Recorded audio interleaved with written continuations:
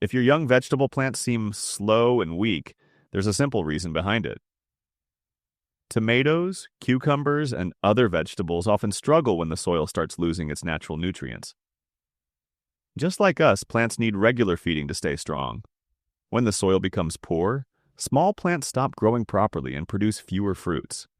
But with a simple natural boost, you can help them recover and grow better. Today, I'll show you an easy method using yeast. Take 1 spoon of dry yeast and mix it into 1 liter of water. Add a small spoon of sugar. The sugar helps activate the yeast while yeast supports healthy soil and root development.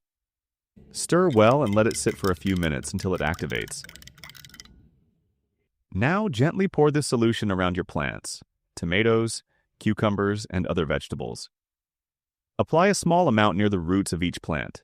This helps improve nutrient absorption and encourages stronger growth naturally. Use this only once or twice a month and don't overdo it. After about 2 weeks, switch to a light liquid organic fertilizer and apply it to the soil only, not the leaves. With proper care, your vegetable plants will grow healthier, stronger, and give you a better harvest. If you found this helpful, don't forget to like, share, and follow for more simple gardening tips.